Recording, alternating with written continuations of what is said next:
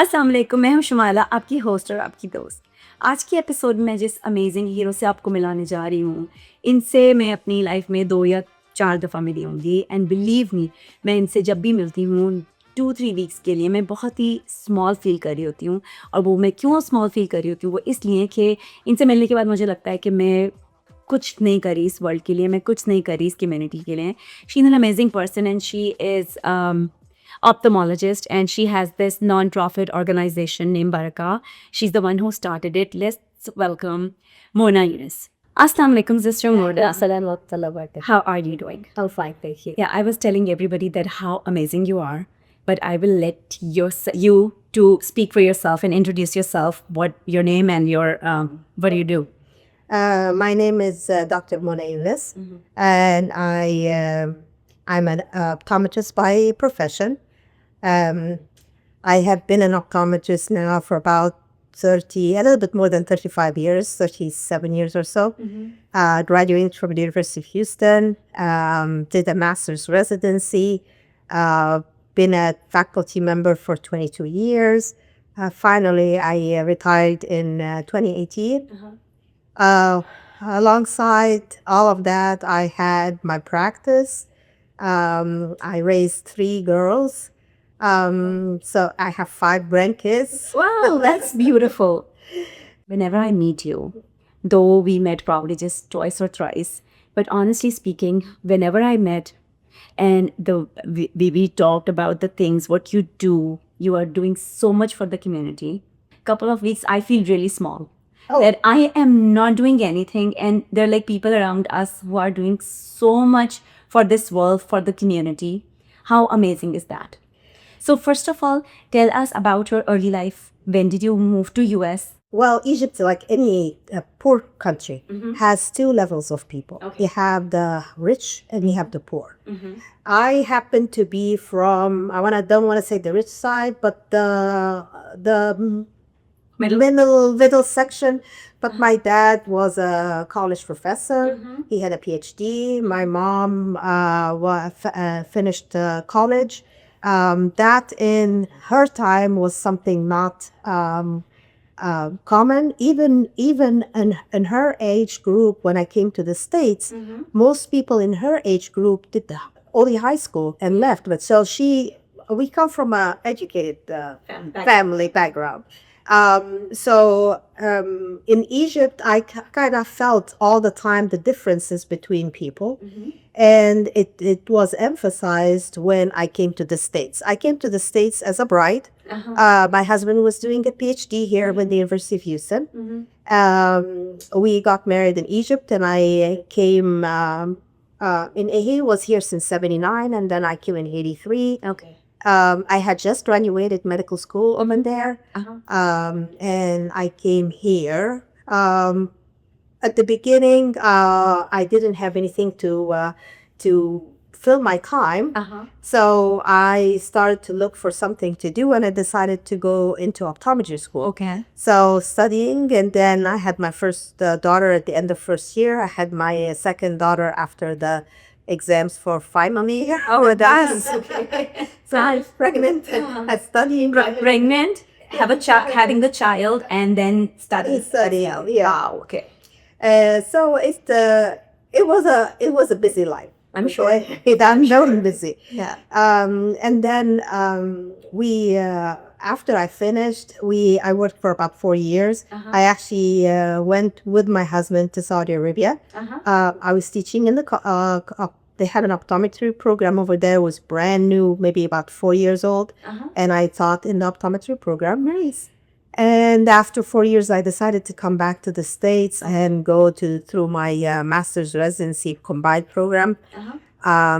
Finished that, got hired by the University of Houston as a part-time faculty position. Which you started as a faculty member. I started in 1994. Wow. 1994. Yeah. No, 94. I graduated and I started 95, January of 95. Okay. And I left 2018, so a long time there. During that time, I had my office running. Allah's will, my husband passed away in 2002. Sorry about that. And so I basically had to raise those girls by myself. So all I had is my life was so busy at that time, just taking care of the girls, making sure I have a job and I have an office to be able to support them. And now, mashallah, they're all grown. They have their own homes and kids and everything. How beautiful is that? It's very nice. Tell me more about your University of Houston faculty life. I want to tell you, I was the first hijabi woman they ever saw. Yeah. But that's the question I have in my question list too. So how challenging was it back then? Now, Houston is the best place to be as a Muslim as well, because we have like huge community and they're very acceptable. Houston people are so beautiful. They're very acceptable. They take us as like we are one of them. Yes. But back then, we were talking about like early 90s. How was it? 90s. Oh, I remember the thing that was very challenging. When I went with my hijab, I was dressed differently. At that time, I had it towards the back and stuff like that. And I used to dress in pants and long sleeves, and that's it. So I didn't look that much different except for the head. I have head covered. But I got accepted there right away. I didn't feel like I was any different. Throughout being a student, even when I was hired, and the only thing that I remember that was when Iran had the American hostages, and they started hearing about Khomeini. And so when I started to see patients in the clinic, I would get a lot of time, why are you covering your hair? And I would say, because I'm a Muslim. And it's most of the time it stopped at that point, and we just got along. Of course, being a student, you're limited in the time you can spend with the patient. So I'm not going to spend talking about my haircut. So I try to move on, and I've had some people who would be wanting to know more and stuff like that. So I'll give them like a little tidbits while we're going. I remember only one time in my whole student life where a person did not feel comfortable with me. Okay. And after I was done with the exam and everything, they went out, talked to the head of the clinic, and said that they were not comfortable that I did the exam. They were not sure. They wanted to repeat the exam. Really? Okay. So, of course, they gave him another student and repeated the exam. That was to make him comfortable. And they told me, but it didn't affected you at all? No, I mean, it was just like, okay, in all of the people I've seen, if one doesn't accept me, that's okay. That's what I believe too. that if somebody's coming with their negativity or maybe their concerns, that's their problem, not mine. Right, yeah. I tried to make them as much comfortable. At first, after I graduated and I had my own practice, I think that was challenging in itself, because you meet the public and from every walk in life, and they come to you, and then a lot of them, they walk in and then they decide, okay, maybe that's not where I want to be. So I guess I built in myself a way to be gracious and welcoming and talking to people, and so they feel comfortable. Right. And I can proudly say that in my practice, I have every religion, including even Jewish people who Jewish and Muslim have their own problems. But I have some Jewish people, and I had one time this Jewish rabbi who came in, and I did the eye exam, and I was like, okay, he must have just felt bad to leave, so he stayed. That's it. I don't think I'm going to see him. 2 years later, he walks again. Wow. I said so. That's just beautiful. But I mean, I never made anybody feel uncomfortable in the office. I don't have any prejudices. I treat everybody the same. So I get patients from every walk of life. Now tell me about the Barakah.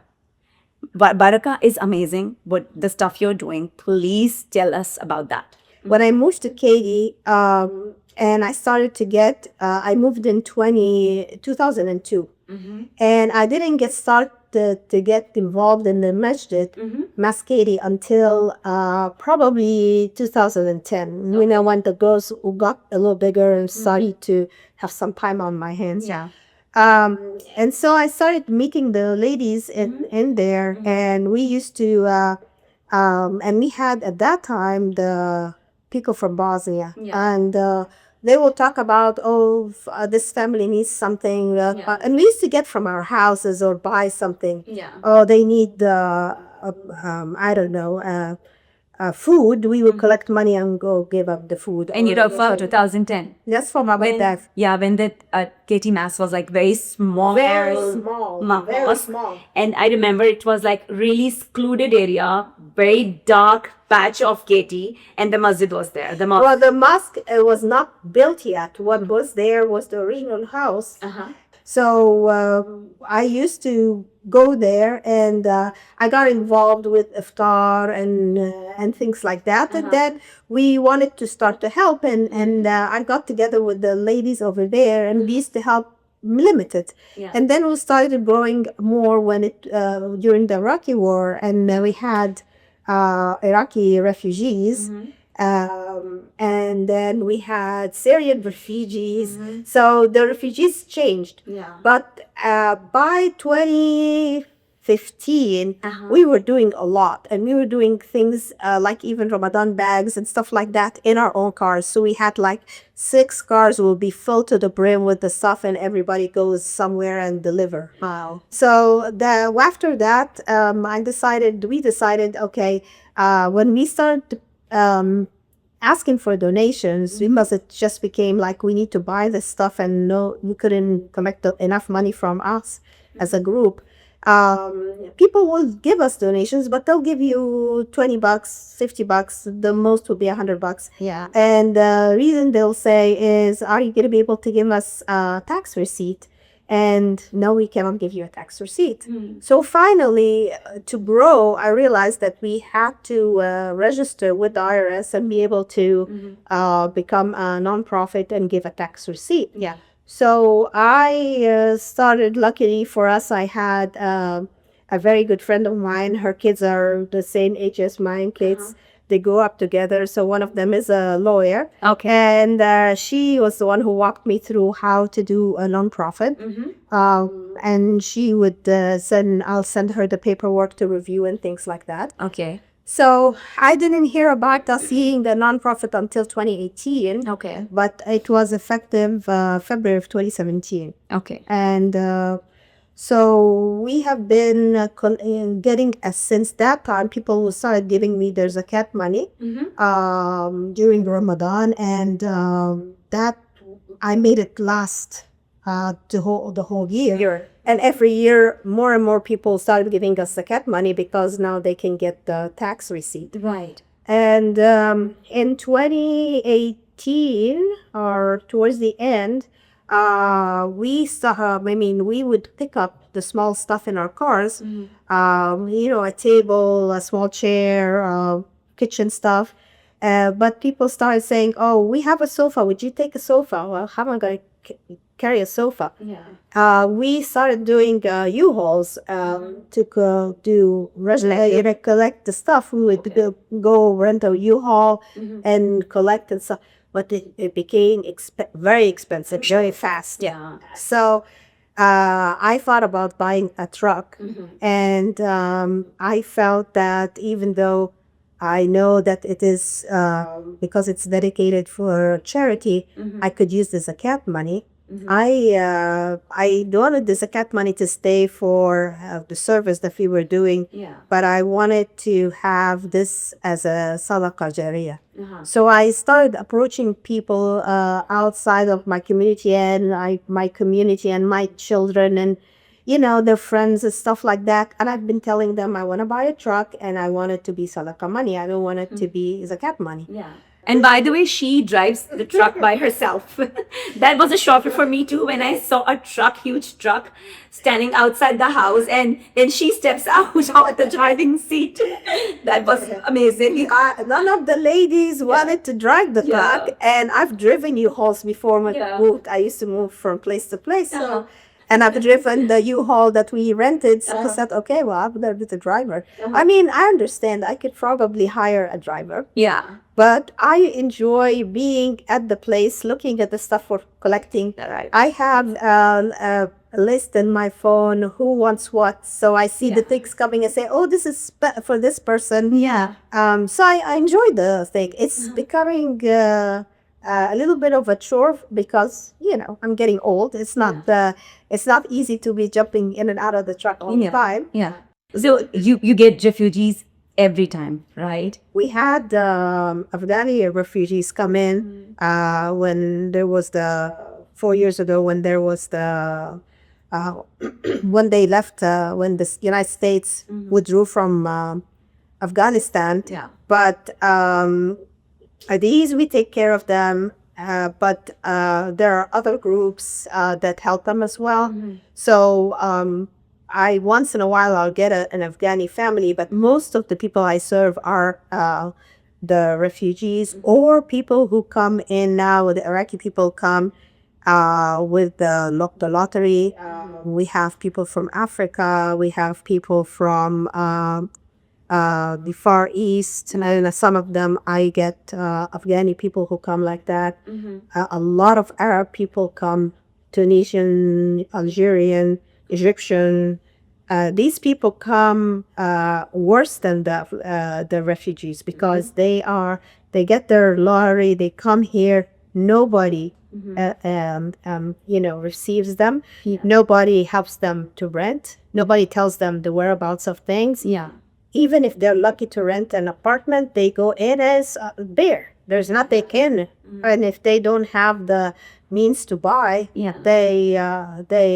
I've been to places where the whole family has been sleeping on the carpet for the last week because they've been in the apartment for a week and they have no furniture. No furniture. So so we do the furniture. I take the furniture, pick it up, and start to distribute. Refugees, when they come, they don't have any choice left. That's why they left their country, right? So some of them, I'm sure, come from the maybe stable background, and some come from the okay background. But when they come here with nothing, and when they are telling their backgrounds or their stories, does it ever affect you?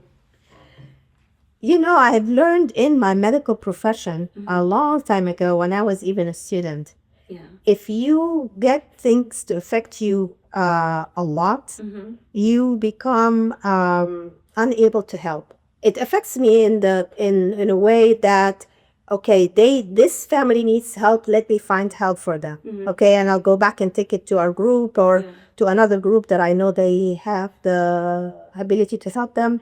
But like I said, if someone has a heart attack in front of you and affects you so much that you are unable to help, that's not the right. You're useless. I'm useless. So there is always a barrier between me and the sick person. So I can help. But I remember I could not, when I was doing my medical training, I realized I could not be a pediatrician. I could not have that barrier between me and a small child who was crying in pain, and it just affected me too much. It made me where I could not help. But an adult with a severed limb, I don't, it doesn't bother me, the blood and stuff like that, and I'll be able to help. Okay, and that's where the barrier comes in, and you're just like, okay, I'm going to jump in. And because I am the person, I get very affected if I see anybody suffering or anybody is in pain, especially the elderly people or the young children. I get so affected. So again, as you said earlier, that I step back because I cannot face all that. So I'm kind of useless. So how to build that barrier and how to get little better in that? you get better as time goes by. Yeah. So I should let myself to be suffer for a day or two. Yeah, so once in a while, if you step in and you find that you were able to help, it helps you to build that barrier in the sense like you want to help next time and you're not going to be put back. Yeah.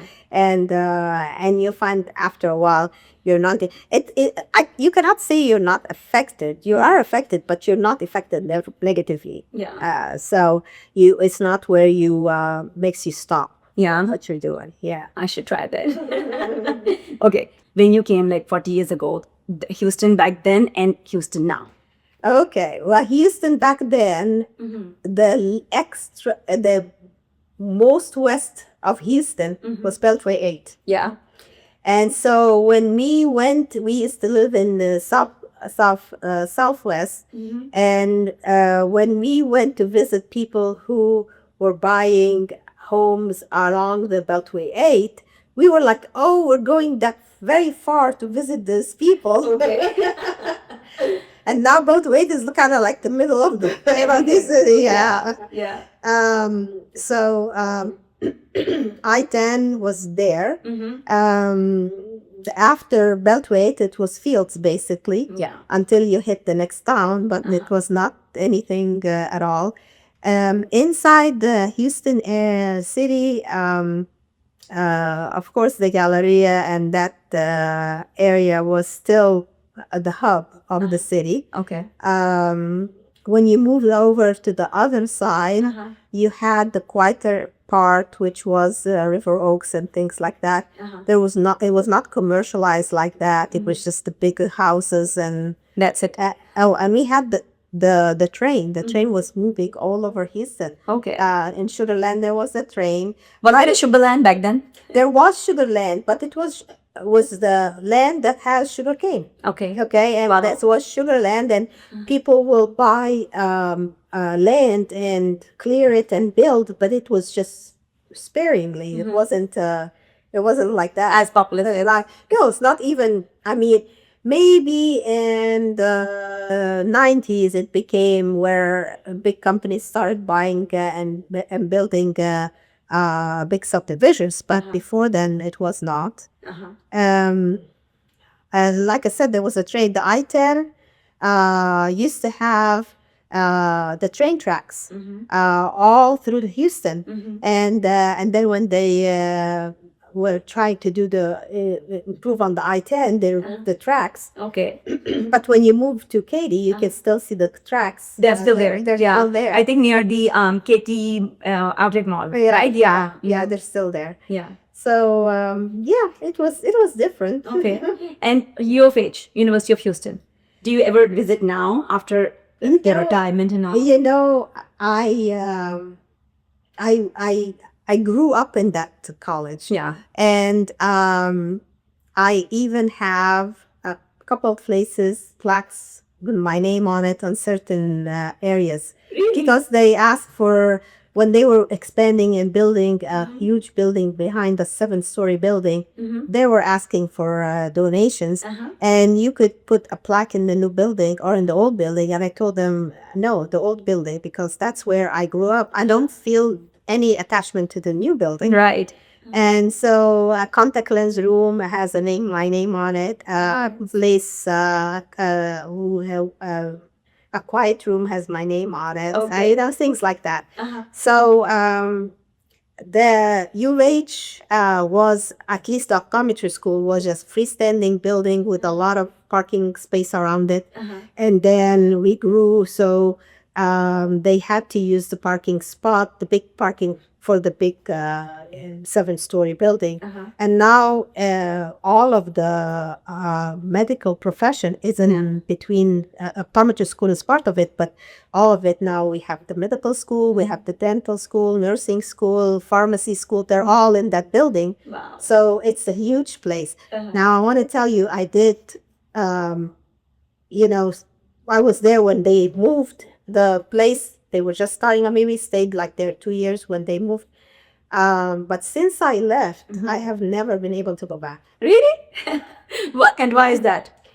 I I think I'll be too emotional to go back. Really? Oh, Yeah. even you get emotional. Yeah, of course. But so I feel like no, I don't wanna. Besides, if I go back, I want to go to everything and go up and down, and of course, they're not gonna let someone walk out. You are not someone. You are Nobody knows me now. Yeah. I remember that most of the faculty my age had left, and that's part of the reason we're retired. Yes, most of the faculty my age had already retired, my age or older, and the new faculty coming in, I had nothing in common with them. Right. So it's not the same environment you're used to. So it was time to leave. I know. Any piece of advice or anything for people like me or the others who can do a little bit for the world or a little bit for the community? No, well, I want to say that everybody can do something. Yeah. Not all of us are going to be able to drive a truck. Yeah. Not all of us are going to be able to donate money. Maybe you don't have the spare. Yeah. Some people, I mean, everybody has their own strength. And if you hit, and I'm sure you have your own strength, but you're just belittling yourself. If some people, we tell them, okay, we want to buy the let's say the Ramadan bags. Okay, here is the money. Go buy the Ramadan bags. They don't have in them the will to go out and shop for prices and see what's going to be cheapest and do this and that. To them, okay, I'm going to give you the money. You are able to do that. And that's fine. Yeah. They are contributing the money. I am contributing the truck. My friend And your time too. in my time, yeah, and my friend doesn't have the financial, but she has the will to go out and purchase and do the stuff. Yeah.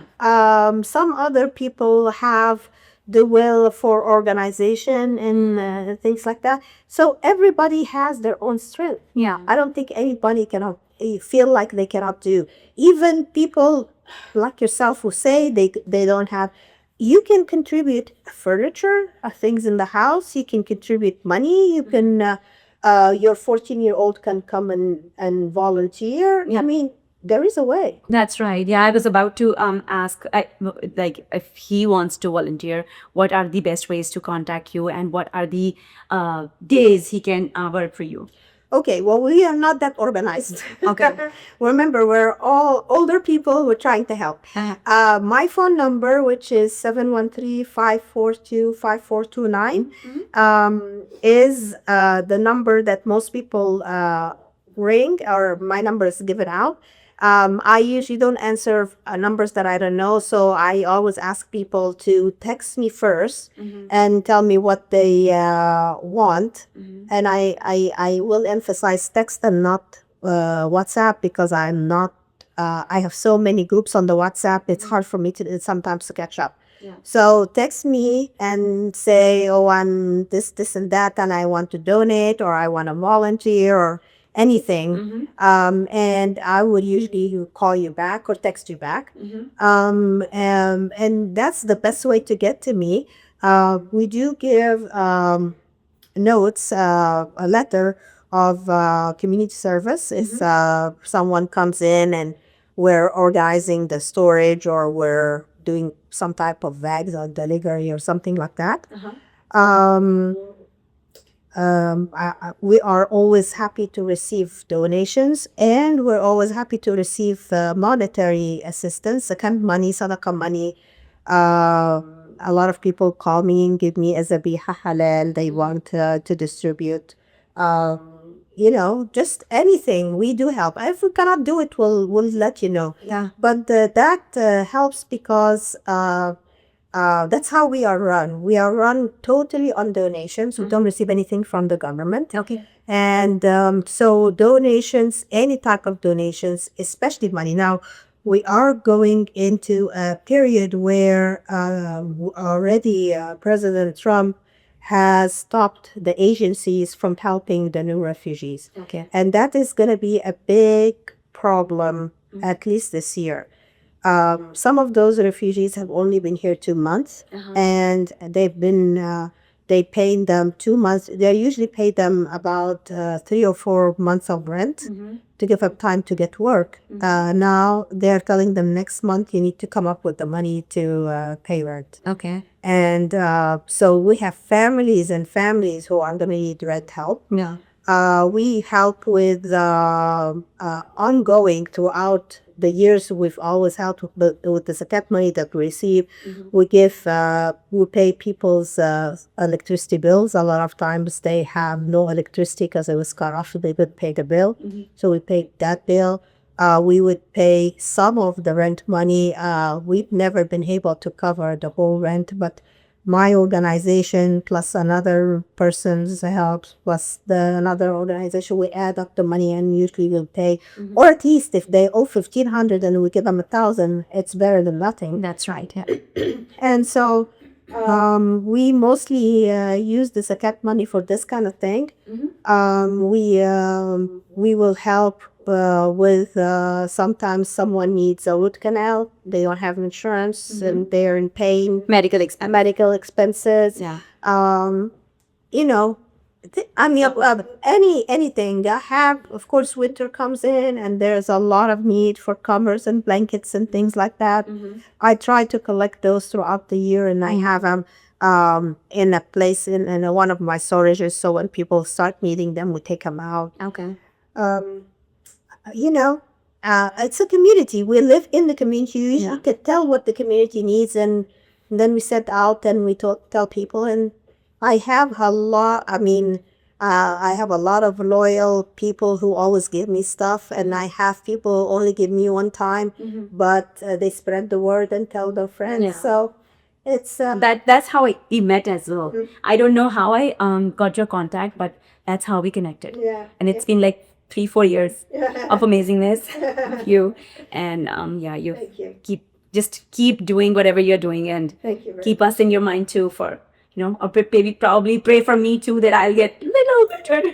You will get better. Once you have more time on your hands, and with your connections, I'm sure you're gonna be able to do well. Ameen. So lastly, I'll ask you, as mother, that you've raised 3 amazing daughters.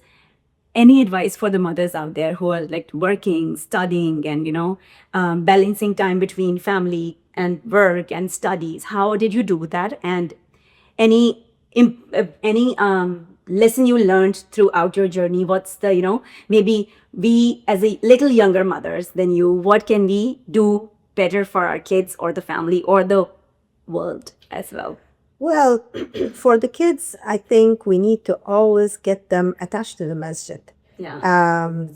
If they grow up within Muslim families, within the masjid, within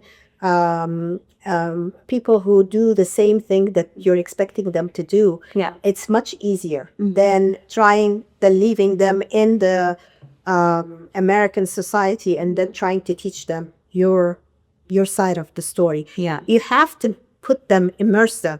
And the best thing, of course, is the masjid and activities in there. They grow up with friends who are Muslim and things like that. Yeah. They could go to whatever school, and I'm just to tell you, and always people say, well, how did you do that?